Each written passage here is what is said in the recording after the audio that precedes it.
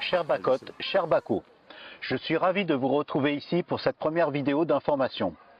Aujourd'hui, je veux vous parler de l'avenir de Bois-le-Roi et comment nous pouvons le rendre meilleur. Meilleur sur le plan écologique, économique et urbanistique. Trois enjeux majeurs qui ont été fortement mis à mal par la municipalité actuelle et qui risquent de l'être encore plus si nous continuons dans cette voie.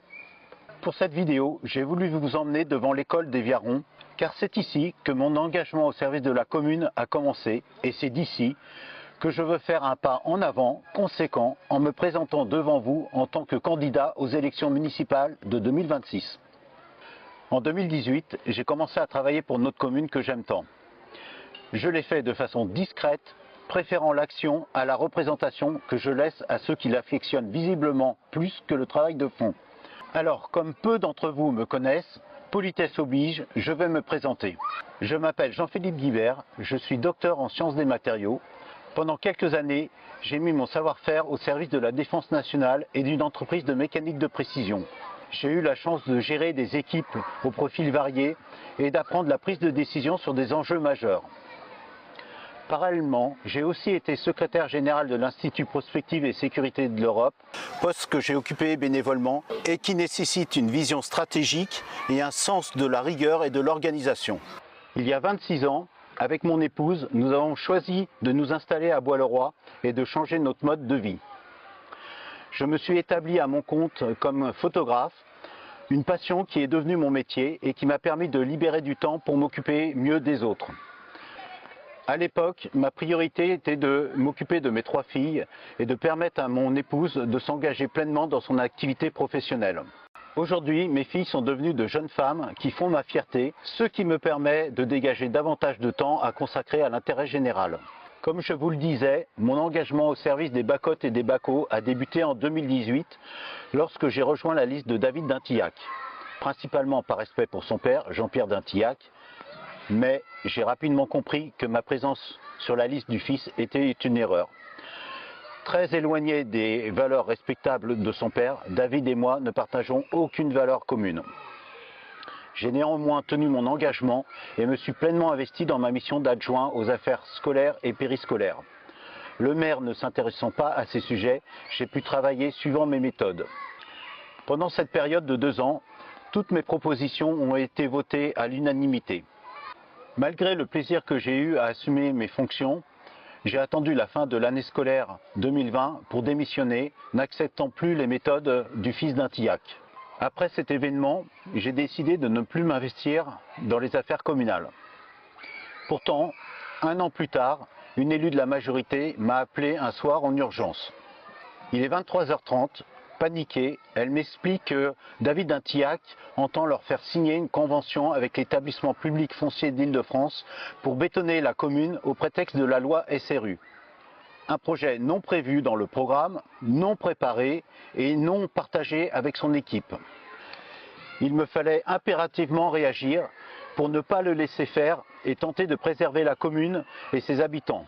Vous connaissez peut-être la suite. Nous avons mobilisé les habitants pour refuser ce projet de densification massive de la commune et nous avons gagné. Le maire a reculé. J'ai créé l'association Vivre la démocratie pour informer et alerter des projets du maire. Dès lors, les Bacottes et les Bacos ont pris conscience de la véritable nature de la majorité municipale. Au bout de 3 ans de mandature d'Intillac, rien n'avançait. Les investissements étaient au point mort, les méthodes de travail inefficaces et la commune s'enlisait. Faute de compétences propres, l'équipe municipale a alors eu systématiquement recours à des cabinets de conseil payés des fortunes pour produire des études le plus souvent inutilisables, comme le projet BLR 2030 qui a fini directement à la poubelle. Les projets de construction d'une crèche et d'un complexe sportif ont été abandonnés. Ils ont coûté des centaines de milliers d'euros pour rien. S'ajoutent à cela des recrutements d'agents communaux qui font de Bois-le-Roi une commune suradministrée sans pour autant gagner en qualité de service. Et une inflation des dépenses qui ont explosé, passant de 5 millions en 2018 à 7,5 millions estimés en 2025. Quand David d'Intillac a été élu en 2018, la commune avait des finances saines. Une trésorerie de 5,7 millions d'euros qui l'a divisé par 3, du jamais vu dans notre commune. Il a creusé notre endettement qui a été multiplié par 5, atteignant la somme record de 4,5 millions d'euros. Sur 8 ans de mandature d'un TIAC, il y a eu 5 exercices déficitaires. Là encore, un record pour notre commune. Bois-le-Roi est en danger. Cela n'a rien d'excessif de le dire. Et vous l'avez compris, nous devons impérativement tourner la page d'un TIAC. Mais soyons lucides, si l'offre politique en 2026 est la même que lors des élections précédentes, le résultat sera le même. C'est la raison de ma candidature. Je veux incarner cette offre nouvelle. Pour cela, j'ai réuni une équipe compétente et motivée qui adhère à mes valeurs de travail, d'écoute, d'honnêteté et du sens de l'engagement au service de l'intérêt général. Dès mon élection, je ferai modifier le PLUI qui porte atteinte au droit de la propriété et ne protège pas assez nos espaces verts. Notre commune a besoin d'apaisement, de projets menés dans la clarté, sans tension permanente. Dialoguer, informer de façon claire et avancer, ces principes ont toujours guidé mon action publique. Lorsque j'étais adjoint en charge des affaires scolaires, et notamment pendant la période de Covid, ils ont été la clé du succès de ma délégation. J'ai associé systématiquement l'ensemble des acteurs de la communauté éducative afin de construire des consensus solides et efficaces sur chaque dossier, ce qui m'a permis de gagner la confiance de toutes et de tous. Vous pouvez leur en parler, je sais qu'ils s'en souviennent. Je veux préserver une véritable qualité de vie dans l'intérêt de tous. Cela implique de limiter l'évolution de la population, car nos infrastructures et nos ressources ne sont pas illimitées. Une croissance non régulée mettrait rapidement la commune en difficulté. Qualité de l'eau dégradée, réseau d'assainissement vétuste sous tension, circulation et stationnement saturés, pression accrue sur l'offre de soins, manque de place en crèche, surcharge de nos 3 écoles et du centre de loisirs et destruction de nos espaces verts.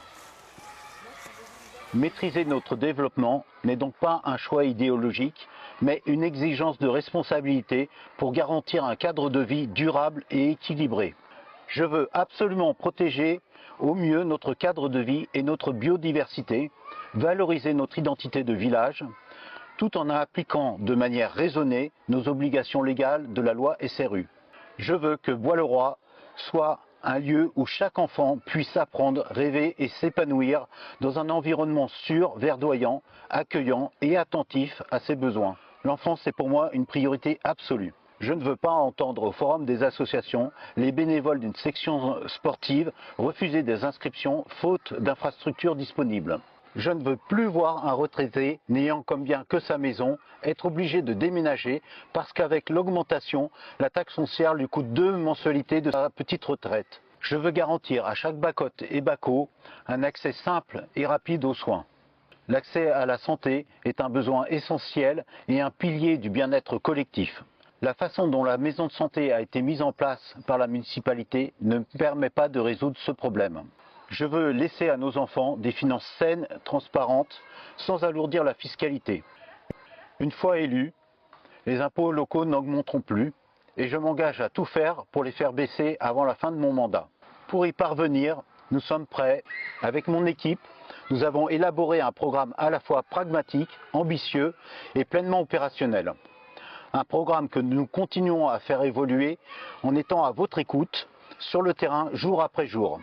Et je me réjouis de vous présenter dès janvier, dans de nouvelles vidéos, le détail de nos volontés d'action pour refaire de Bois-le-Roi une commune de confiance, de fierté et d'unité. En attendant, je vous souhaite de très bonnes fêtes de fin d'année et vous donne rendez-vous en 2026 pour faire gagner Bois-le-Roi avec nous.